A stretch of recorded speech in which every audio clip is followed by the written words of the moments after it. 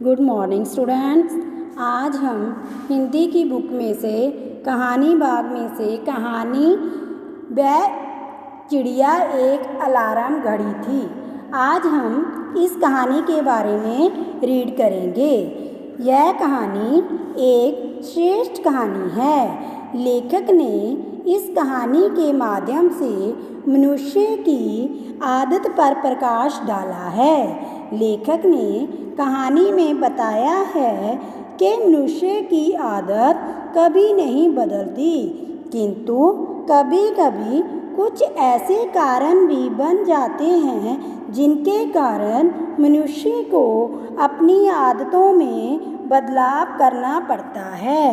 बाजार में पहले अलार्म घड़ियाँ खूब बिका करती थी। वर्तमान समय में मोबाइल फ़ोन में अलार्म रहने के कारण इनकी मांग में कमी होती जा रही है। पुराने समय में अलार्म घड़ी का अपना एक विशेष महत्व होता था।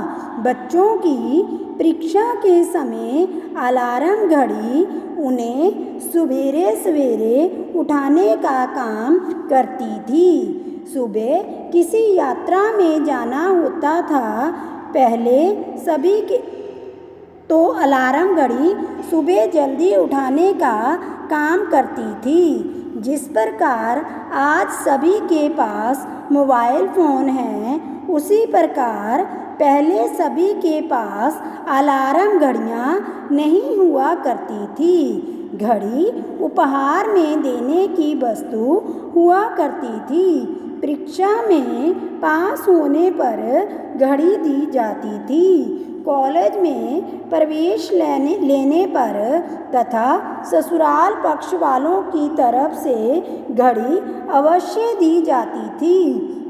लेखक के बचपन में जब उसके पास घड़ी नहीं थी तो उसके पिताजी उससे कहा करते थे कि यदि तुम्हें सुबह जल्दी उठना हो तो अपने तकिए से कह दिया करो, वह तुम्हें जल्दी उठा दिया करेगा।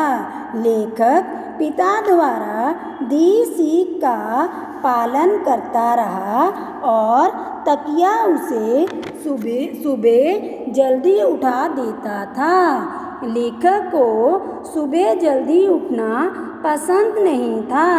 वह देर रात तक पढ़ता था और सुबह देर से उठता था। उसने सुबह की सुंदरता का अनुभव कविताओं में ही किया था।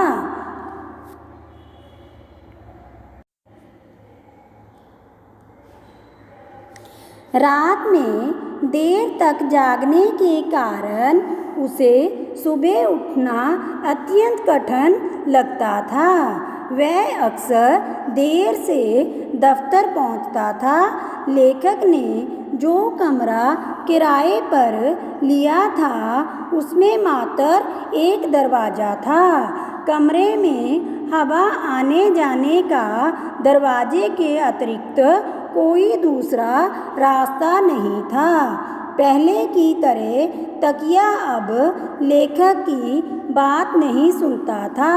लेखक अपनी किताबों की दुनिया में खोया रहता था कि एक दिन चिड़िया उसके कमरे में टंगी पंत जी की तस्वीर के पीछे अपना घोंसला बनाकर रहने लगी। उसे पता ही नहीं चला।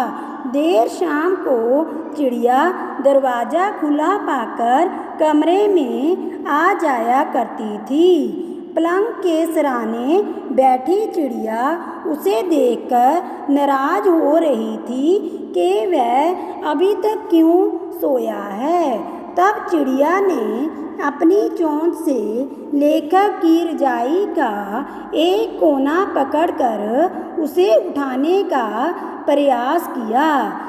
इसी प्रकार का प्रयास लेखक की माँ भी करती थी। उसकी माँ भी इसी प्रकार सुबह जल्दी उठाती थी।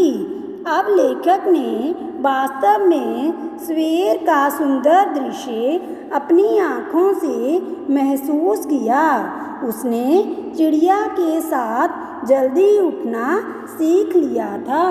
स्टूडेंट्स, आपने भी इस कहानी को अपनी बुक से अच्छी तरह रीड करना है।